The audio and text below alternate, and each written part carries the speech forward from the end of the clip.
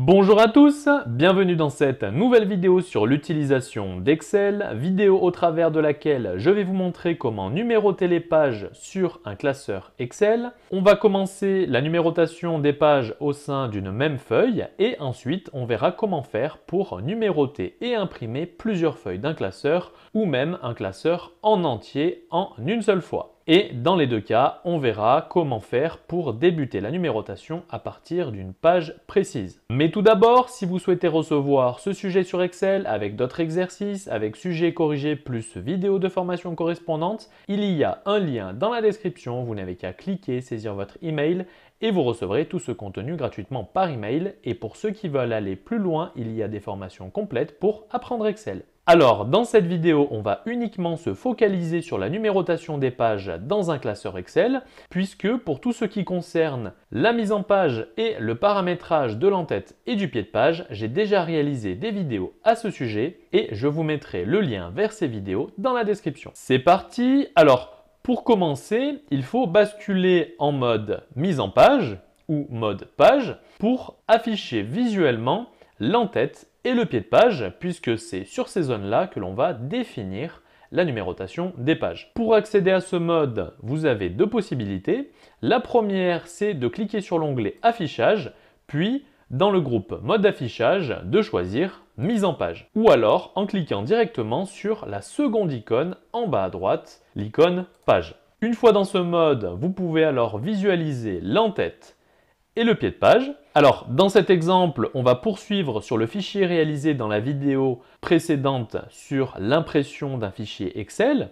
Donc, vidéo qui portait sur le paramétrage de l'entête et du pied de page. Et donc, on va insérer la numérotation des pages dans la zone libre restante, à savoir le milieu du pied de page. Alors, on va commencer par la numérotation des pages sur une seule feuille. Premier cas, on va débuter la numérotation à la première page. Pour commencer, il faut insérer la numérotation des pages au sein de cette feuille. Pour cela, on va directement cliquer sur la zone du milieu du pied de page, puis dans l'onglet Entête et pied de page, on va insérer les éléments qui nous permettent d'afficher la numérotation des pages, à savoir le numéro de page, qui va retranscrire le numéro de page de la feuille sur laquelle se trouve cet élément. On va insérer un slash et afficher un décompte sur le nombre de pages total. Donc numéro de page slash nombre de pages qui nous permet d'afficher la page en question sur le nombre total de pages sélectionnées pour l'impression. On peut sortir du pied de page en cliquant sur une des cellules de la feuille. On constate que la numérotation a opéré. On va visualiser cette numérotation avec un aperçu avant impression. Pour cela, donc soit on clique sur l'onglet Fichier puis Imprimer, soit on utilise directement le raccourci CTRL-P.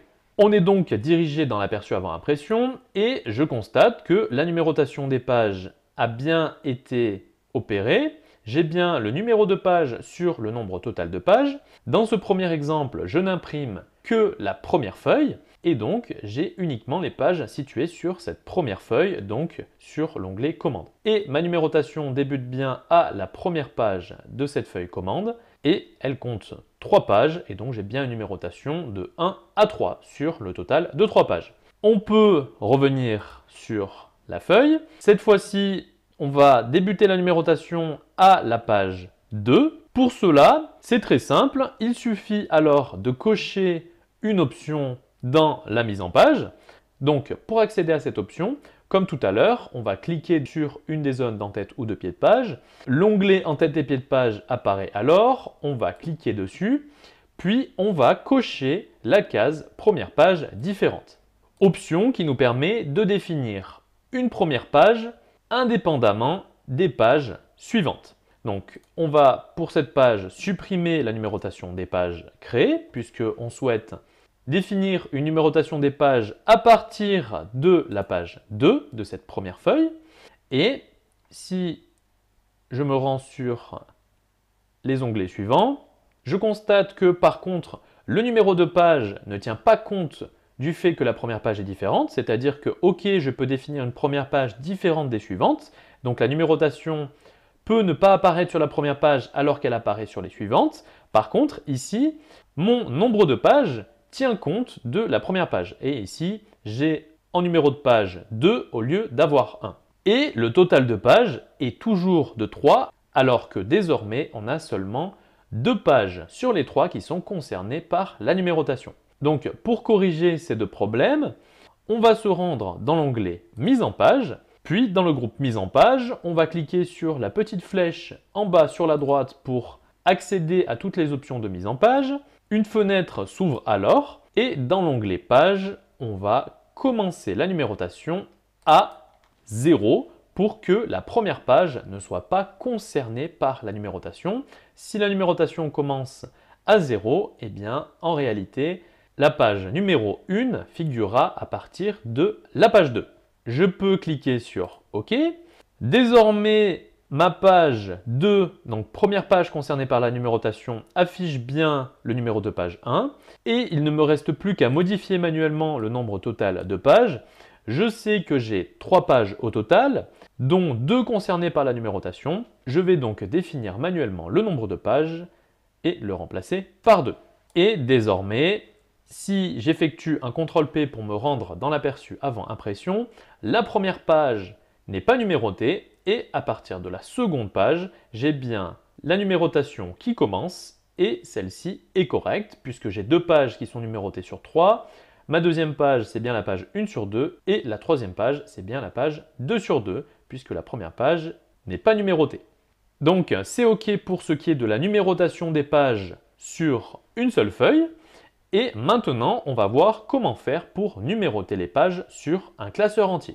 Alors, avant de commencer, 2 choses à savoir. La première, c'est que pour que la numérotation fonctionne, il faut bien insérer la numérotation de pages sur toutes les feuilles pour lesquelles on souhaite créer la numérotation. Sinon, les feuilles pour lesquelles la numérotation ne sera pas définie n'afficheront pas de numérotation. Par contre, le nombre de pages de ces feuilles sera quant à lui bien pris en compte sur le nombre total de pages. Et deuxième point, il faut savoir que la numérotation des pages se fait dans l'ordre des feuilles, c'est-à-dire de gauche à droite. Par exemple, si pour l'impression on sélectionne les onglets 1, 3 et 4, dans ce cas, la numérotation des pages va commencer sur les feuilles de l'onglet 1, puis va se poursuivre sur les feuilles de l'onglet 3, puis 4. Donc, on va voir comment débuter la numérotation à la première page.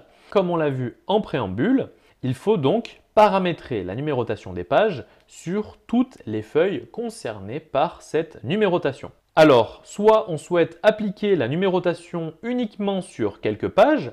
Dans ce cas, il faut les sélectionner manuellement en maintenant la touche CTRL enfoncée et en cliquant sur toutes les feuilles concernées par la numérotation, puis ensuite définir la numérotation sur la feuille active, ce qui permettra de définir une numérotation pour tous les onglets sélectionnés. Soit on souhaite appliquer la numérotation des pages sur toutes les feuilles du classeur, et dans ce cas, il faut effectuer un clic droit sur un des onglets et choisir « Sélectionner toutes les feuilles ». Puis ensuite définir la numérotation des pages sur la feuille active et cette numérotation se définira ainsi sur tous les onglets sélectionnés, à savoir tous les onglets du classeur en passant par cette manipulation. C'est ce qu'on va faire dans l'exemple. Comme ça, la numérotation des pages sera présente sur chaque feuille et on pourra ensuite imprimer uniquement quelques feuilles de manière groupée ou alors la totalité des feuilles du classeur. Donc, on sélectionne tous les onglets, donc clic droit sur l'un des onglets et on choisit sélectionner toutes les feuilles. Puis, on définit la numérotation des pages. Donc, comme tout à l'heure, je clique sur la zone dans laquelle je souhaite insérer cette numérotation des pages. Je me rends dans l'onglet en tête et pied de page. Et comme tout à l'heure, je définis le numéro de page sur le nombre total de pages. Je clique sur une des cellules de la feuille. Et si je me rends dans les autres onglets, je constate que là aussi, la numérotation des pages a opéré. Par contre, il faut bien penser à décocher la case première page différente, puisque ici, eh bien, tous mes paramétrages liés à l'entête et au pied de page, ainsi qu'à la mise en page, ont été dupliqués de la feuille active, en l'occurrence de la feuille commande, sur toutes les autres feuilles qui étaient sélectionnées lors de cette manipulation. Et donc, il faut bien que je ressaisisse tous les onglets. Donc, clic droit sur l'onglet commande par exemple. Je choisis sélectionner toutes les feuilles et il faut bien décocher la case première page différente. On peut maintenant effectuer un clic droit et dissocier les feuilles pour revenir sur la sélection actuelle. Donc désormais, la numérotation des pages s'applique sur toutes les feuilles, même sur les premières pages de ces feuilles. Et il ne me reste plus qu'à modifier donc sur la feuille commande, dans l'onglet mise en page, on va se rendre dans toutes les options et ici il faut remettre la numérotation en auto. On clique sur OK. Donc on a remis le paramétrage initial de cette première feuille commande, à savoir le début de la numérotation en auto et on a décoché la case première page différente. Alors ici, comme tous les paramétrages liés à la mise en page ont été dupliqués de la feuille active, c'est-à-dire la feuille de début de sélection, en l'occurrence la feuille commande, eh bien toutes les mises à l'échelle des autres feuilles ont été dupliquées depuis cette feuille commande. Il faut donc que je les remodifie manuellement. Donc ici, la largeur était sur une page. Pour la feuille fournisseur, même chose, largeur sur une page. Et pour le détail commande, on était sur 87%. OK, donc si vous souhaitez éviter cette déconvenue, c'est-à-dire que vous ne souhaitez pas redéfinir tous vos paramètres de mise en page, à ce moment-là, il faut effectuer l'opération qu'on vient de réaliser, sauf qu'il faut le faire sur tous les onglets individuellement, donc en sélectionnant les onglets un par un et en définissant à chaque fois la numérotation des pages. Ça, je vous conseille de le faire individuellement dans le cas où vous avez, comme dans mon exemple, des options de mise en page différentes d'une feuille à l'autre, pour éviter de devoir tout refaire et finalement perdre du temps. Maintenant que la numérotation des pages a été définie sur toutes les feuilles, on va pouvoir faire deux petits exemples. Dans le premier, on ne va imprimer que certaines feuilles du classeur et dans le second, on va imprimer la totalité des feuilles du classeur. Dans l'exemple, si on souhaite n'imprimer que les feuilles commande et détail commande, on va alors sélectionner ces deux feuilles, puis on va se rendre dans l'aperçu avant impression. Pour cela, on va utiliser le raccourci CTRL-P. Par défaut, Excel choisit d'imprimer uniquement les feuilles actives. Et donc, dans mon cas, j'ai uniquement les feuilles sélectionnées qui apparaissent dans l'aperçu avant impression. Et je constate que la numérotation ne tient compte que de ces deux feuilles-là. Donc, je retrouve bien mon onglet commande, donc qui était le premier onglet à gauche de la sélection. Donc, la numérotation commence à partir de cette feuille-là. Je défile. J'ai 3 pages sur cette première feuille commande. Et si je continue, je passe à la seconde feuille sélectionnée, la feuille détail commande, et la numérotation se poursuit sur cette feuille-là. Au total, sur ces deux onglets, j'ai 9 pages. Et c'est bien le total que je retrouve. Et dans le cas où on souhaite imprimer toutes les feuilles du classeur, alors dans la liste déroulante tout en haut, il suffit de choisir imprimer le classeur entier. Et cette option va permettre d'imprimer toutes les feuilles du classeur, peu importe la sélection de départ. Donc c'est OK. Maintenant, on va voir comment faire pour débuter la numérotation à la page 2, c'est-à-dire à la deuxième page de la première feuille à imprimer. Alors c'est exactement le même principe que lorsqu'on souhaite débuter la numérotation à la deuxième page sur une seule feuille, c'est-à-dire que pour la première feuille concernée par la numérotation des pages, on va effectuer les mêmes manipulations. Dans l'exemple, si on souhaite imprimer toutes les feuilles du classeur, mais qu'on souhaite commencer la numérotation à partir de la deuxième page de la première feuille commande. Donc il faut bien veiller à ne sélectionner que cette feuille-là. Et il faut bien que cette feuille soit située tout à gauche en premier dans la liste des feuilles, puisque la numérotation va commencer à partir de la première feuille à gauche, puis va se poursuivre sur les autres feuilles. Donc sur cette feuille, on se rend dans l'onglet mise en page, puis on clique sur le détail des options du groupe mise en page. Dans la zone commencer la numérotation A, on va définir 0. Et dans l'onglet en tête et pied de page, il faut cocher la case première page différente. On peut cliquer sur OK. Alors ici, évidemment, cela supprime tous les paramétrages, mais libre à vous de redéfinir, par exemple, en faisant des copier-coller, eh bien, les mêmes paramétrages que vous avez définis pour la seconde page, simplement, vous n'allez pas ajouter la numérotation des pages. Donc c'est OK, j'ai bien coché pour cette première feuille la case première page différente et j'ai bien indiqué 0 dans la zone commencer la numérotation A. Je peux donc me rendre dans l'aperçu avant impression en effectuant un CTRL-P. Je choisis bien dans la liste imprimer le classeur entier et ici, si je déroule, la première page n'est pas concernée par la numérotation.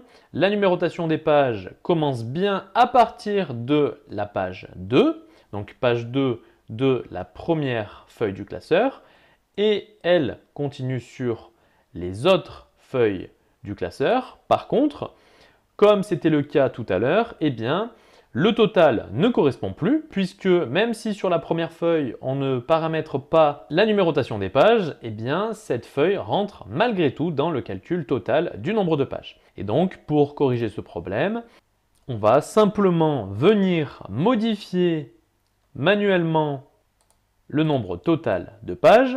Et pour connaître ce nombre total de pages, on se rend dans l'aperçu et il nous suffit juste de se rendre sur la dernière page de l'aperçu et on retrouve bien le nombre total de pages concernées par la numérotation des pages, puisque la numérotation commence à partir de la page 0, donc il nous faut modifier manuellement le total de 11, nombre de pages du classeur, par 10, pour bien afficher le bon nombre total de pages. Alors cette fois-ci, on va définir manuellement ce nombre total de pages sur tous les onglets individuellement pour éviter de modifier tous les paramétrages de mise en page comme on l'a fait tout à l'heure lorsqu'on a sélectionné tous les onglets puis qu'on a défini la numérotation des pages, puisque cela implique la duplication des paramétrages de mise en page et d'en-tête et de pied de page sur tous les onglets de la sélection. Donc cette fois-ci, on va le faire individuellement sur chaque feuille. Donc notre total, eh bien, c'est 10. OK, donc on va le faire pour chaque onglet. 10. 10. Et pour l'onglet détail commande, 10 aussi. OK, je peux me rendre dans l'aperçu avant impression. Et cette fois-ci, je constate que la numérotation donc, commence bien à la page 2 et elle est bien sur un nombre total de 10 pages. Et donc, ma dernière page, c'est bien la page 10 sur 10. C'est OK. Et dernier cas, si on souhaite commencer la numérotation à la page 3 ou plus, dans ce cas-là, mieux vaut mettre toutes les pages qui ne sont pas concernées par la numérotation dans une seule feuille. Donc, on va le faire très rapidement. Donc, la première feuille commande, on ne souhaite pas qu'elle soit concernée par la numérotation. Donc nous, on souhaite commencer la numérotation des pages uniquement à partir de la seconde feuille client. Donc on va supprimer dans cette feuille le paramétrage de la numérotation des feuilles. Pour la feuille suivante, on va se rendre dans l'onglet mise en page et on va commencer la numérotation des pages à 1. Puisque c'est sur cette feuille que va commencer la numérotation des pages. On clique sur OK. Et il ne reste plus qu'à définir manuellement le nombre total de pages. Pour cela, on se rend dans l'aperçu avant impression. On va sur la dernière page, donc il faut bien veiller à ce que tout le classeur soit imprimé.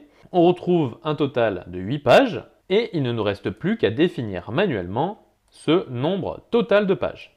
On va le définir sur tous les onglets individuellement. 8. Et dans le dernier onglet, 8. Et désormais, si je me rends dans l'aperçu avant impression, je constate bien que ma première feuille commande n'est pas concernée par la numérotation des pages et que celle-ci débute à partir de la feuille client et se poursuit sur toutes les autres feuilles du classeur et à la fin, j'ai bien un total de pages de 8 sur 8. Donc voilà pour cette vidéo sur comment numéroter les pages d'un classeur Excel. N'hésitez pas à mettre un petit j'aime si la vidéo vous a plu, ainsi qu'à la commenter et à la partager aux autres utilisateurs d'Excel. Je me répète, si vous souhaitez recevoir le fichier Excel utilisé pour cette vidéo, il y a un lien dans la description, vous n'avez qu'à cliquer, saisir votre email et vous recevrez directement ce fichier par mail. J'espère en tout cas que cette vidéo vous sera utile et quant à nous, on se dit À la prochaine!